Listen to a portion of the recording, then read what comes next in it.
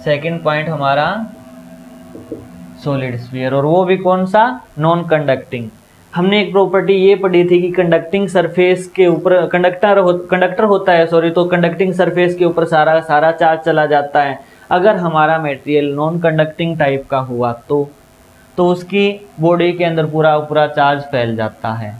हमारा ये है कहना कि एक नॉन कंडक्टिंग सॉलिड स्फीयर है, उसमें यूनिफॉर्मली चार्ज डिस्ट्रीब्यूट किया गया है और उसकी चार्ज डेंसिटी भी दे दी जाएगी कि इसकी रो चार्ज डेंसिटी है कि पर यूनिट वॉल्यूम के अंदर रो जितना चार्ज है हमारे पास, रो कूलम पर मीटर क्यूब हमारी वैल्यू दे दी। ये हमारा सेंटर पॉइंट हो गया।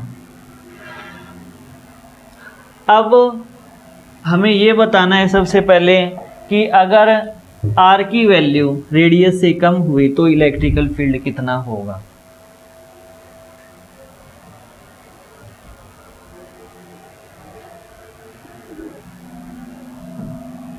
सपोज मैं R डिस्टेंस के ऊपर इलेक्ट्रिकल फील्ड कैलकुलेट करना चाहूँ और इसकी रेडियस है कैपिटल R, यानी if R is less than capital R, उस केस की बात कर रहे हैं। अभी तक जो 3 स्फीयर पढ़े हैं हमने, उसमें तो कोई चार्ज ही नहीं होता था, तो इलेक्ट्रिकल फील्ड ही नहीं होता था।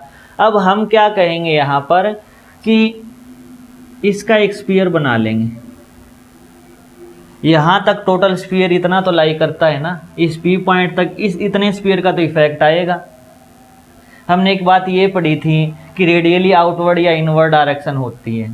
तो सपोज करो यहाँ पर जो चार्ज हुआ, कोई ना कोई चार्ज पार्टिकल तो होगा ना, क्योंकि यूनिफॉर्मली डिस्ट्रीब्यूट किया गया इसके अंदर चार्ज, हर एक पॉइंट पे कुछ ना कुछ चार्ज की वैल्यू है।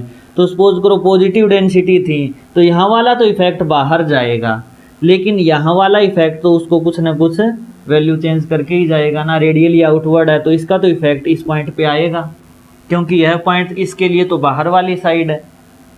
जब मैंने सॉलिड कंडक्टिंग की बात की थी तो इसके अंदर कोई चार्ज ही नहीं था, तो इसका इफेक्ट आ ही नहीं रहा था, सारा का सारा चार्ज हमारा यहाँ था, तो इसका इफेक्ट सिर्फ बाहर रहता था। सेम टू सेम इस P पॉइंट की बात करूँगा तो इसकी एक छोटी सी रेडियस बन गई, स्मॉलर रेडियस का एक छोटा सा हमने स्फीयर बना लिया। इस स्फीयर के अंदर जितना भी चार्ज होगा उस चार्ज का इफेक्ट इस P पॉइंट पे आएगा और उसकी वैल्यू होगी हमारे E की वैल्यू होगी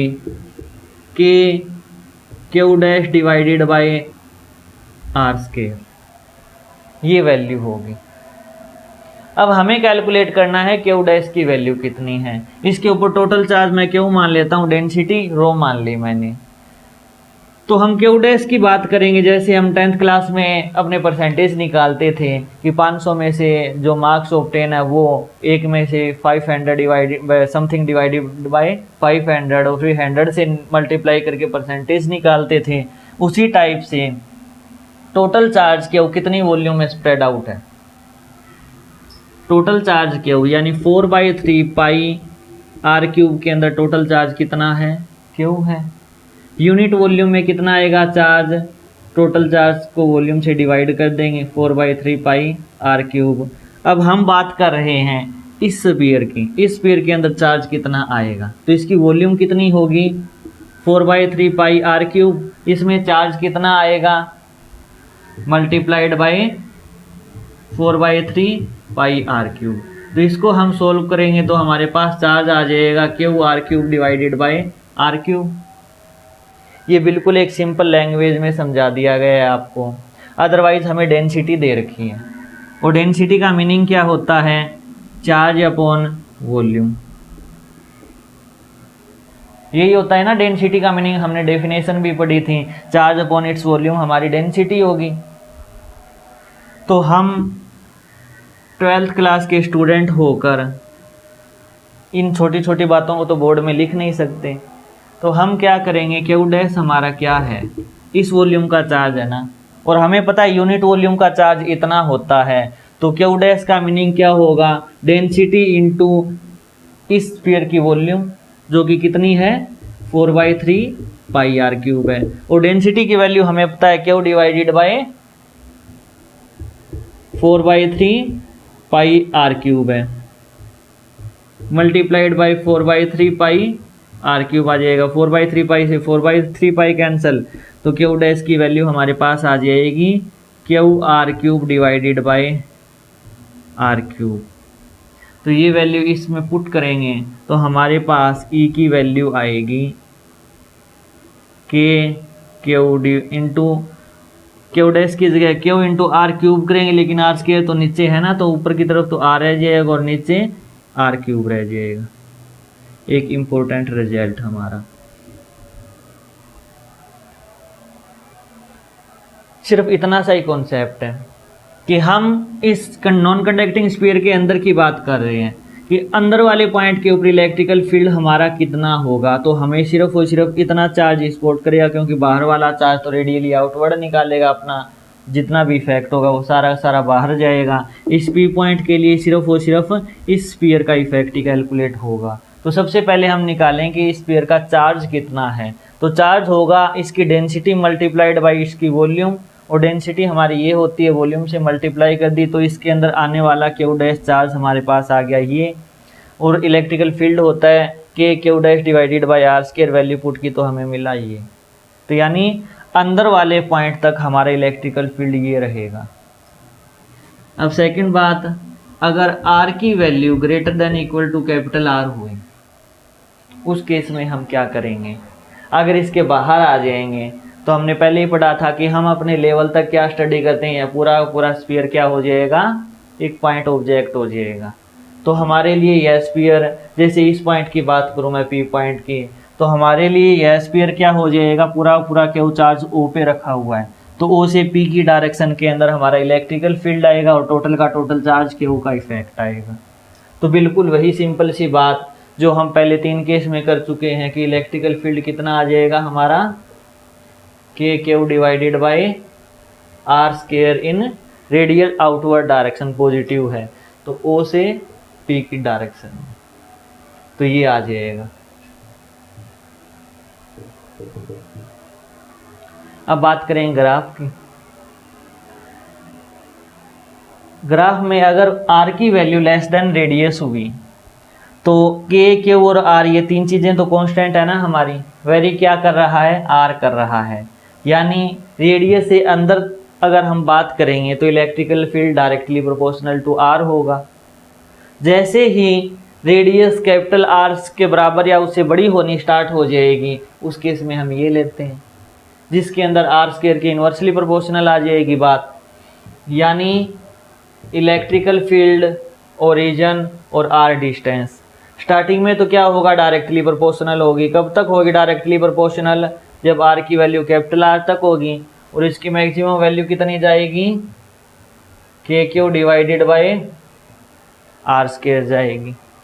जैसे ही हम कैपिटल आर से क्रॉस करना यानी बाहर निकलना स्टार्ट कर देंगे तो हमारा ये फॉर्मूला लगना स्टार्ट हो जाएगा बाहर की तरफ, और इसमें आर स्क्वायर की इन्वर्सली प्रोपोर्शनल है, तो जैसे उसमें बनाई थी वैसे ही आ जाएगी।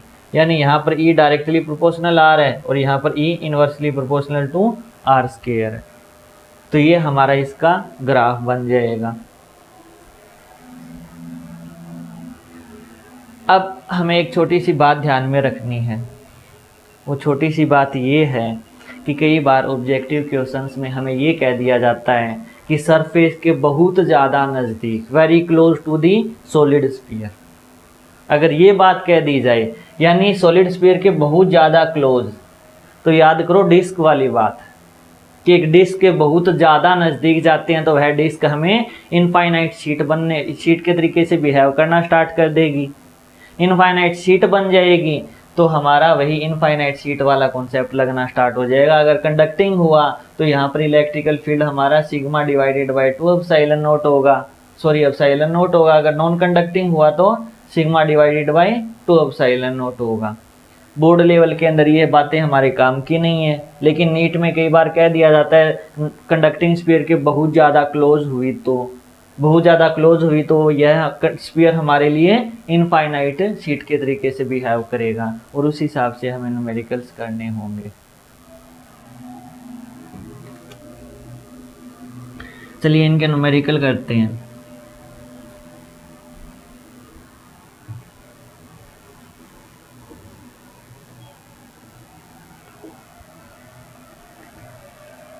हमने अभी ये निकाला नॉन कंडक्टिंग के अंदर ई की वैल्यू अगर R less than capital R हुआ तो K Q divided by R cube into R आएगा, और अगर E R greater than equal to capital R हुआ तो K Q divided by R square आएगा, अगर मैग्नीट्यूड की बात हो तो।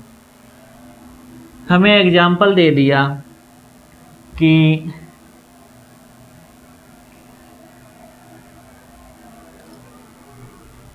एक सॉलिड नॉन कंडक्टिंग स्फीयर है जिसकी डेंसिटी रो है, हमें डेंसिटी दी है रो, चार्ज नहीं दिया है, और हमें कह दिया जाएगा कि ये इसकी आर रेडियस है, तो इलेक्ट्रिकल फील्ड बताओ r/2 के ऊपर कितना होगा, r/2 के ऊपर इलेक्ट्रिकल फील्ड कितना होगा।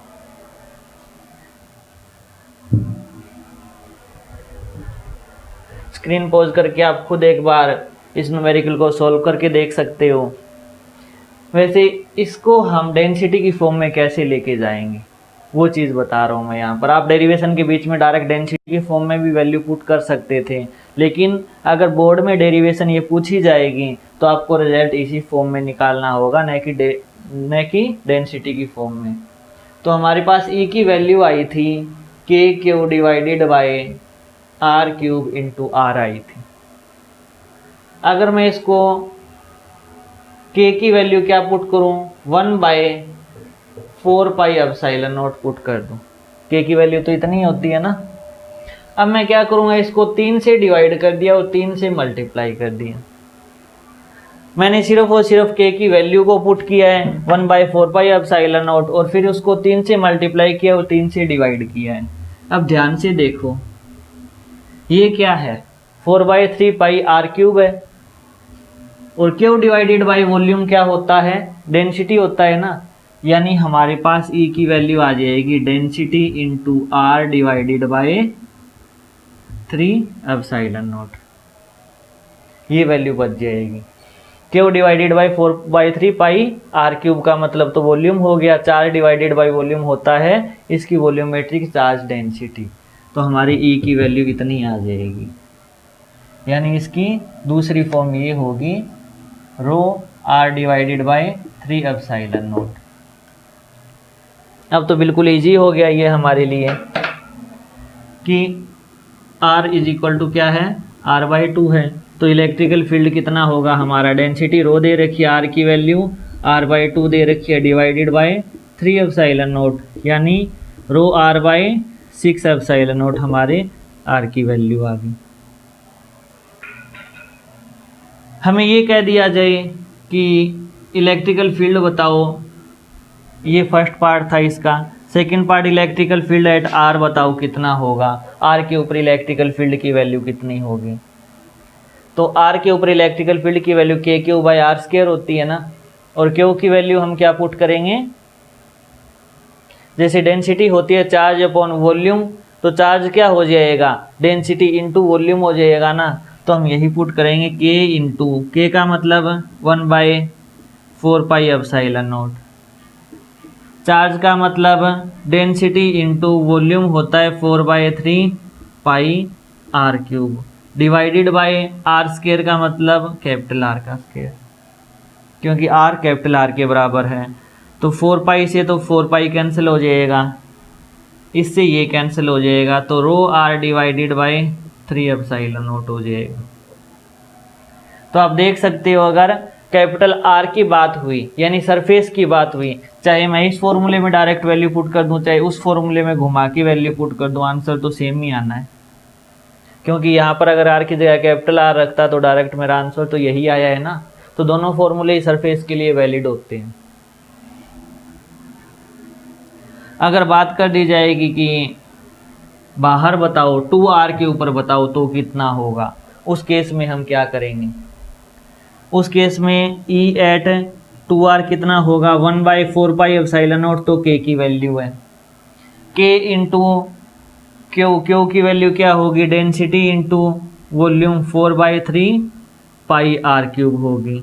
ये तो ऊपर का काम था ना, k into Q divided by R square, और r की वैल्यू 2r है, तो इसका मतलब 1/4 आर स्क्वायर आएगा। तो 4 पाई से 4 पाई कैंसल, 4 इंटू 3 12 आ जाएगा, तो rho R divided by 12 epsilon naught आ जाएगा। तो इस टाइप से हमें न्यूमेरिकल कैलकुलेट करने हैं।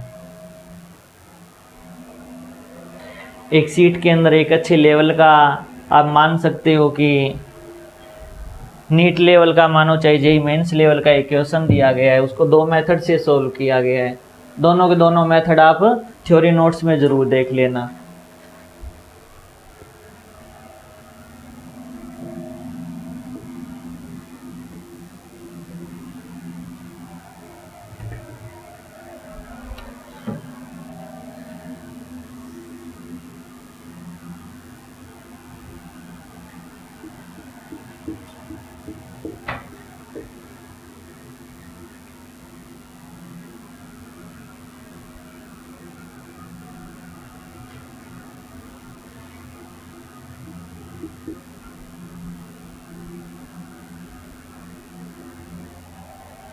एक नॉन कंडक्टिंग स्फेरिकल सेल दे दी गई है, मीन्स एक सॉलिड स्फीयर था जिसके अंदर एक छोटा सा पोर्शन हमने कट कर लिया, इसकी डेंसिटी हमें दे दी रो, और हमसे पूछ लिया 3 पॉइंट्स के ऊपर इलेक्ट्रिकल फील्ड इंटेंसिटी बताओ कितनी होगी। एक तो हमारा ए पॉइंट के ऊपर, ये ओ पॉइंट है, एक बी पॉइंट के ऊपर और एक सी पॉइंट के ऊपर। इन तीनों पॉइंट्स पे इलेक्ट्रिकल फील्ड इंटेंसिटी कितनी होगी। क्वेश्चन एक बार फिर बता दूं, एक स्फीयर था सॉलिड स्फीयर आर रेडियस का, उसमें एक कैविटी कर दिया एक टाइप से कि r/2 रेडियस का सॉलिड स्फीयर बाहर निकाल दिया। सिर्फ और सिर्फ हमारे पास एक खोखला गोला रह गया जिसकी थिकनेस हमारी r/2 है। अब हमें 3 पॉइंट्स के ऊपर इलेक्ट्रिकल फील्ड निकालना है। तो एक तो बात आप ये देखो कि ए पॉइंट के ऊपर इलेक्ट्रिकल फील्ड इंटेंसिटी कितनी होगी, 0 होगी, क्योंकि इन सब चार्ज का इफेक्ट रेडियली आउटवर्ड ही रहेगा। ठीक है, अब ए पॉइंट के ऊपर तो सिंपल सी बात, हमारी ई ए की वैल्यू 0 आ गई। कैसे भी हम प्रूफ कर सकते हैं। 2 मेथड दिए गए, दोनों के दोनों अब मैं मेथड आपको यहाँ पर करवाऊंगा। जैसे एक बार फर्स्ट मेथड हम बिल्कुल सिंपल कैलकुलेशन से देख लेते हैं। अब बात आ गई बी की। बी हमारा यहाँ से आर डिस्टेंस पे मानो कि ओ से बी की डिस्टेंस हमारी आर है, तो यहाँ पर जो इलेक्ट्रिकल फील्ड आएगा, हमने इसकी डेरिवेशन की थी तब यही किया था ना कि आर रेडियस के अंदर जितना चार्ज आया है उतना इफेक्ट आएगा, और इसकी डेंसिटी कितनी है सिग्मा रो। तो इसके अंदर जो हमारा चार्ज आएगा क्यू डैश आएगा, क्यू डैश की वैल्यू कितनी आएगी, डेंसिटी इंटू वॉल्यूम आएगी, वॉल्यूम इन रेडियस आर। और आर वॉल्यूम की जो रेडियस होगी वह कितनी होगी, वह हमारी होगी 4/3 पाई आर क्यूब में से 4/3 पाई r/2 क्यूब घटा देंगे, क्योंकि इस टोटल वॉल्यूम में से मैं ये वॉल्यूम घटाऊंगा तभी तो ये वॉल्यूम बचेगी ना, तो ये वॉल्यूम मैंने घटा दी, तो ये आंसर आया। तो यानी क्यू डैश की वैल्यू आ गई रो इंटू 4/3 पाई तो बाहर आ गया, और अंदर क्या बचा आर क्यूब माइनस r/8 बचा। 4/3 पाई तो कॉमन लेके बाहर निकाल लिया मैंने, आर क्यूब का आर क्यूब और आर का क्यूब आर क्यूब हो गया और 2 का क्यूब 8 हो गया, तो ये बचा, ये मेरे क्यू डैश की वैल्यू है। तो ई एट बी कितना आएगा, K into Q dash divided by R cube. R अब हमारा small R, sorry small R square आ जाएगा, क्यूब नहीं आएगा, तो हम ये वैल्यू यहाँ पर पुट कर देंगे। तो K into 4/3 pi rho R cube minus R cube by 8 divided by R square, तो ये वैल्यू आ जाएगी हमारे पास कि इलेक्ट्रिकल फील्ड बी के ऊपर इतना होगा हमारा। अगर सी पॉइंट की बात करूं तो सी पॉइंट में मुझे क्या लेना होगा, इसके अंदर जितना भी चार्ज आया, यहाँ पे एक स्फीयर बना लूँ तो इसके अंदर जितना चार्ज है वो सारा का सारा चार्ज यानी इसका टोटल चार्ज, और टोटल चार्ज कितना आएगा एट सी की बात की जाए तो क्यू इन सी कितना आएगा 4 density into 4/3 pi R cube minus 4/3 pi r/2 का क्यूब, ये आ जाएगा चार्ज, यानी 4/3 पाई रो, ये तो बाहर आ गया। r³ में से r³/8 घटाएंगे तो कितना रह जाएगा, 7r³ डिवाइडेड बाई 8 रह जाएगा। ये हमारे क्यू एट सी की वैल्यू आ गई। और इलेक्ट्रिकल फील्ड कितना होगा हमारा, k इंटू ये क्यू एट सी पुट कर देंगे डिवाइडेड बाई r²। और r की वैल्यू हमारी गिवन होगी 2r दे दी जाएगी, या जैसे भी दे दी जाएगी वो वैल्यू हम यहाँ पर पुट कर देंगे और हमारे पास अपना रिजल्ट आ जाएगा कि E@C इतना होगा। तो इस टाइप से हमें ये कैलकुलेशन करनी है। तो ये तो था हमारा कैलकुलेटिव पार्ट, कि हमने कैलकुलेट कर लिया कि उसके अंदर जितना चार्ज था उस हिसाब से हमने कैलकुलेशन कर ली। इसका एक और अच्छा सा तरीका है,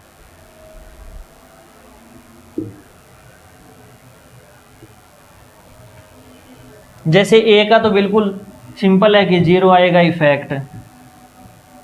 हम क्या करेंगे, इस स्फीयर को 2 स्फीयर बना लेंगे।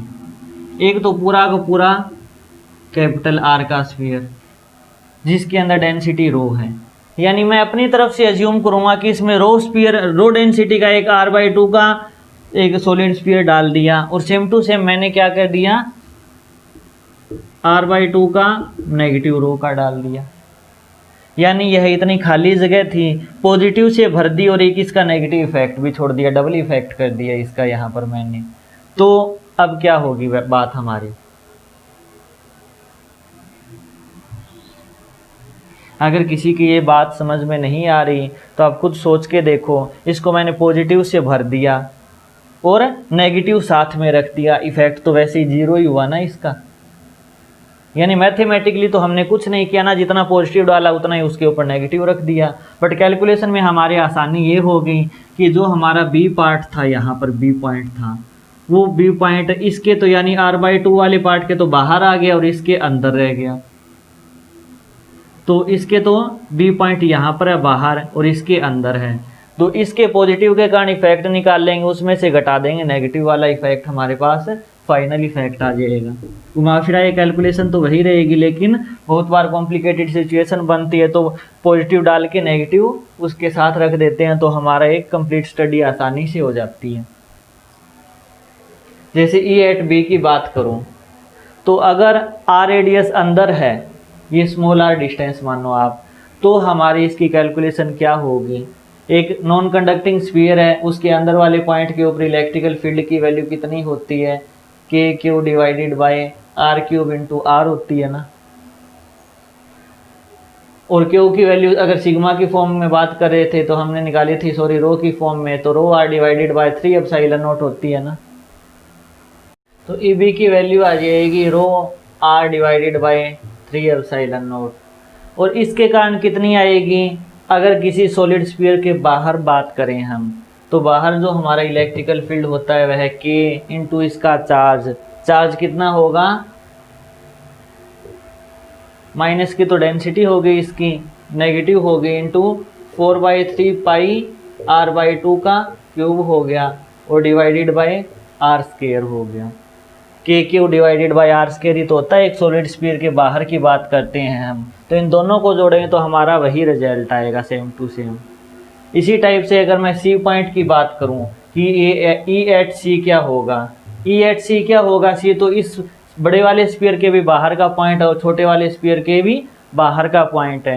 ये सपोज करो R' डिस्टेंस थी, तो एक सॉलिड स्फीयर के बाहर की बात करते हैं तो क्या होगा, K इंटू इसका चार्ज क्या होगा, density into 4/3 pi R³ divided by R'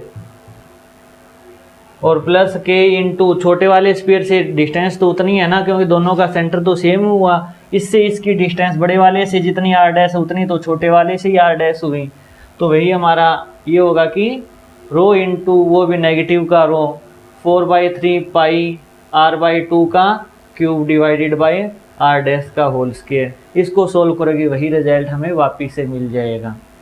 यानी जब भी इस टाइप की कंडीशन बन जाए कि आपको एक होलो पार्ट दे दिया जाए, उस कंडीशन के अंदर आप क्या करोगे, अगर ये पॉजिटिव थी तो पॉजिटिव से भरकर उसके साइड में उसी का ये एक इफेक्ट नेगेटिव कैलकुलेट कर लो। फिर हमारे पास 2 स्फीयर के कारण कैलकुलेशन करनी पड़ती है, एक तो बड़े वाले स्फीयर के कारण पॉजिटिवली और एक छोटे वाले स्क्वायर के कारण नेगेटिवली आंसर आ जाएगा और हम उसको ऐड करते जाएंगे और हमारे पास एक सिंपल फॉर्मेट में आंसर मिल जाएगा। तो इस टाइप से हमें न्यूमेरिकल्स करने हैं। आज की जो डीपीपी होगी वो सारी की सारी कंडक्टिंग और नॉन कंडक्टिंग स्फीयर बेस्ड होगी, वो सारी की सारी आप डीपीपी सॉल्व कर लेना। नेक्स्ट लेक्चर के अंदर हम उसको डिस्कस करेंगे।